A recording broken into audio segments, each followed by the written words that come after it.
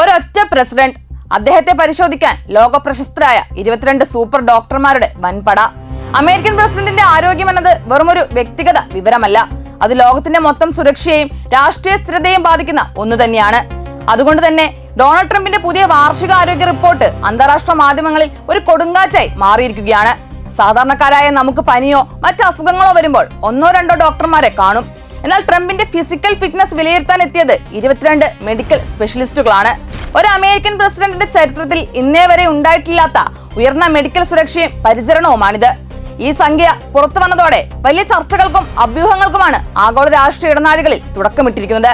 മുൻകാല പ്രസിഡന്റുമാരുടെ ആരോഗ്യ പരിശോധനകളുമായി താരതമ്യം ചെയ്യുമ്പോഴാണ് ഈ 22 എന്ന സംഖ്യയുടെ അസാധാരണത്വം നമുക്ക് ബോധ്യപ്പെടുക. ചരിത്ര രേഖകൾ പരിശോധിച്ചാൽ 1989 അന്നത്തെ പ്രസിഡന്റ് ജോർജ് H.W. ബുഷിന്റെ ആദ്യ വൈദ്യ പരിശോധനയിൽ പങ്കെടുത്തത് വെറും 5 സ്പെഷ്യലിസ്റ്റുകൾ മാത്രമായിരുന്നു.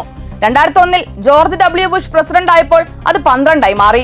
ട്രംപിന്റെ സ്വന്തം ചരിത്രം നോക്കിയാൽ പോലും 2019 11 വിദഗ്ധർ ഉണ്ടായിരുന്ന സ്ഥാനത്ത് നിന്നാണ് ഇപ്പോൾ ഒരൊറ്റ വർഷം കൊണ്ട് ഡോക്ടർമാരുടെ എണ്ണം 22ലേക്ക് എത്തി നിൽക്കുന്നത്. ഹാർവാർഡ്, ഡ്യൂക്ക് തുടങ്ങിയ ലോകപ്രശസ്ത മെഡിക്കൽ സ്ഥാപനങ്ങളിലെ വിദഗ്ധരാണ് ഈ സംഘത്തിൽ ഉണ്ടായിരുന്നത്.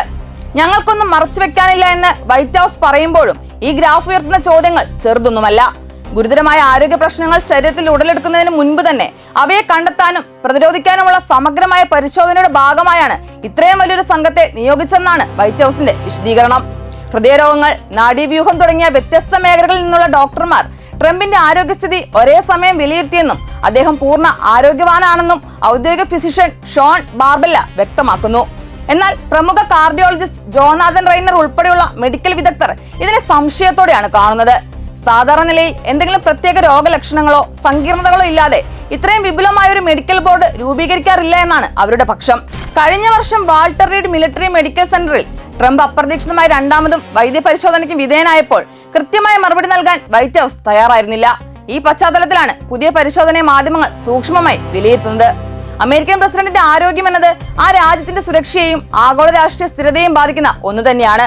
അതുകൊണ്ട് തന്നെ ആരോഗ്യവാനായ ഒരു ഭരണാധികാരിയെ ലോകത്തിനു മുന്നിൽ കാണിക്കാനുള്ള അമേരിക്കയുടെ വെറും ശ്രമമാണോ ഇത്, അതോ ആരും അറിയാത്ത വലിയ എന്തോ ആരോഗ്യ പ്രശ്നങ്ങളുടെ പ്രതിരോധ മതിൽ കെട്ടലാണോ ഇതെന്ന് വരും ദിവസങ്ങളിൽ വ്യക്തമാക്കേണ്ടതുണ്ട്.